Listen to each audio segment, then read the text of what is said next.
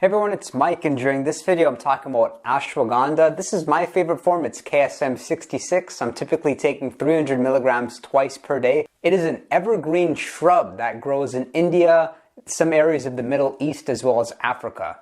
This herb has been used for centuries, and it's a nootropic that I can say has really improved my life for the better. So let this video be your guide on ashwagandha. We're going to go over the benefits, we're going to talk about the side effects, we'll talk about the dosages, and then stay tuned to the end of the video where I'm going to talk about my stack and other nootropics that really go well with ashwagandha. If you're new to the channel, I discuss nootropics and I talk personal development, so be sure to subscribe and let's get right into it. Herbal supplementation is becoming more and more common because these are herbs relatively safe and they're very hard to find in your diet. Let's talk about the benefits. What's great about ashwagandha, it's likely to hit a lot of your health goals. A lot of people ask me, Mike, what's something that I can take for focus, or what's something I can take to fight stress or fight anxiety? And ashwagandha is a great tool because it complements a lot of your health related goals. I'll break the benefits down to 4 categories. Number 1 is hormone regulation. Second would be mood, third would be mental performance, and 4 would be physical performance. So with respect to hormone regulation, a lot of people come across ashwagandha as there are studies suggesting that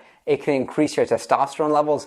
This hasn't been my experience. I'd be curious to know if it's been yours. What else has been found in studies is that it lowers your levels of cortisol and can increase your thyroid levels. I'm somebody that has had hypothyroidism and I take Cytomel T3 for that purpose. I've not found ashwagandha to be too useful in changing my blood markers, although there are studies that suggest that's true. Now, cortisol and testosterone can have somewhat of an inverse relationship. What's so is when cortisol levels are too high, it's known that your testosterone may drop as a result of being too stressed. Although I wouldn't take ashwagandha for this purpose, as cortisol, it's a little bit more complex than that. There's a reason why you have a surge of cortisol in the morning, and it just helps to wake you up. I'm not a believer that having high cortisol is a bad thing, nor do I believe you should think that. I just think that cortisol levels should be regulated and they shouldn't be excessively high nor excessively low. If you were to ask me, have you noticed it increase your T levels? Absolutely not. I've tried a number of supplements to help me with that. I've tried fenugreek, tribulus, I've tried D-aspartic acid, resveratrol, and the list goes on. I've not found any of them to be too effective except for tribulus, which I'll link here in this video. Let's talk about mood, and this is probably the one reason why ashwagandha has become so popular is it's known to fight stress levels. Even beyond that, there's studies suggesting that it can decrease depression, it can fight fatigue, it can help you build your resilience, and it can help subjective well-being just to be in a good mood overall. I find this to be true when I introduced ashwagandha to my supplement stack. What so is I felt calmer throughout the day, I felt less guilt, and I just put less pressure on myself, which allowed me to perform better in everything. In order to learn about nootropics, I'm frequently reading on Reddit nootropics and I'm reading on Quora, and I find that people really like ashwagandha's ability to lower irritability. And this is important as a lot of nootropics out there, like the racetams, can actually increase irritability, even modafinil. And what that means is that you're just more likely to get upset with things and just get ticked off, which naturally shouldn't be ticking you off to begin with. And so after taking ashwagandha for a couple of weeks, you'll find that you're less likely to be in that state and just calm, present, and able to connect with people. Let's talk about ashwagandha for improving your mental performance. And there's studies suggesting that it can improve your memory, it can improve your attention. You'll see improvements across social functioning and even processing speed. And this is great because it means that ashwagandha is going to help you, whether you're a student studying, whether you're somebody in sales, maybe you're an entrepreneur, maybe you're just somebody that wants to enjoy supplements and you're retired. It's suggesting that ashwagandha is going to make you sharper and be your best self. If you've consistently been taking ashwagandha, then you're probably experiencing this too, that when you're in that state of fight or flight, it enhances your receptors with your adrenaline and allows you to work better under pressure. Therefore, when adrenaline is being released, your performance goes up. It's almost like the more pressure you get, the better you perform. I've definitely found that to be true with ashwagandha as well. And the 4th benefit would be improved physical performance. And the mechanism which and how this takes place is not understood yet. Some theories suggest it could be because of the reduced cortisol levels and the increase of testosterone. There are studies showing that ashwagandha increases your VO2 max, it can increase your power output, and it increases your aerobic capacity, which means you can do more cardio for a longer period of time.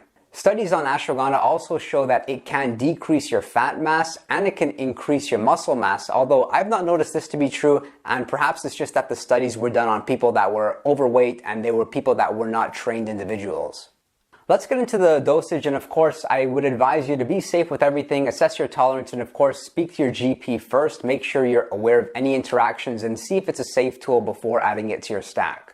This is KSM 66 Ashwagandha root extract. I've tried a number of different styles of ashwagandha and I found them all to be somewhat effective, just not as potent. For instance, this is KSM 66. I find like 600 milligrams of this KSM 66 is the equivalent to maybe 1 gram of normal ashwagandha you would buy.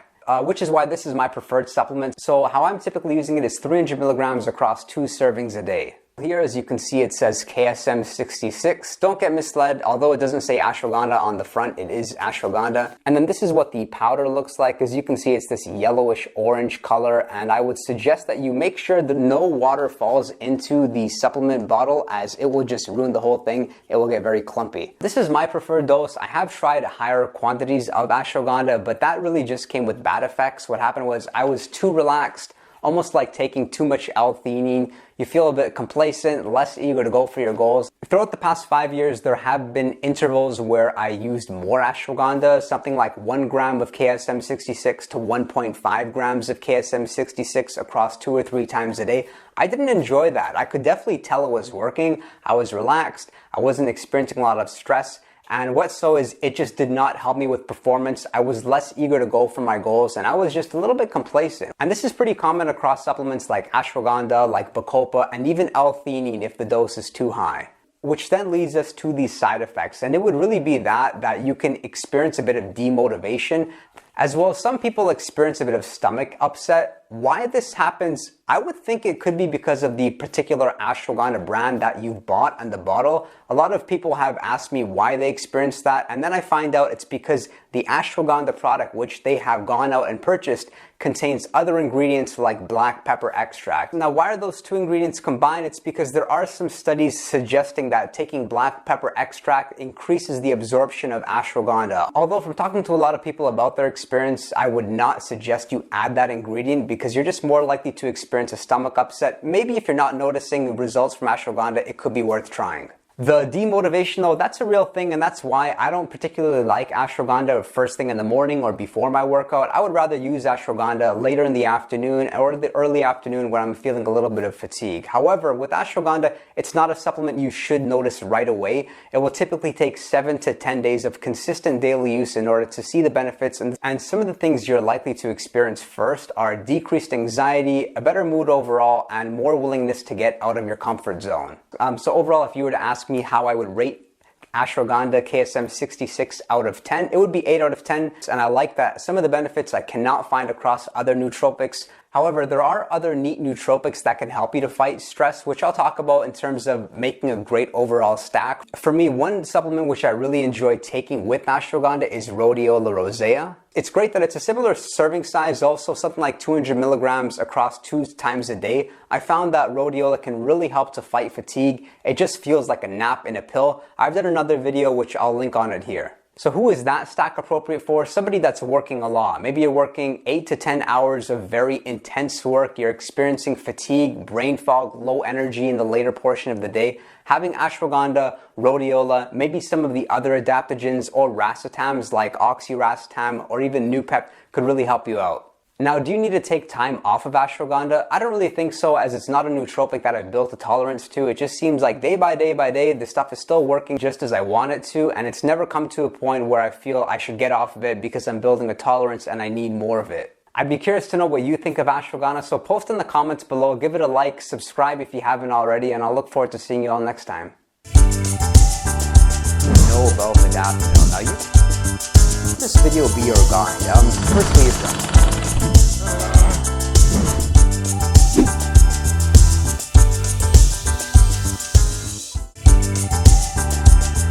about modafinil. Now, this video will be your guide. Firstly, it's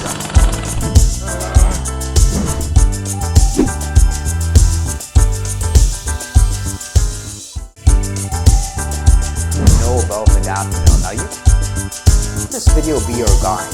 Firstly, it's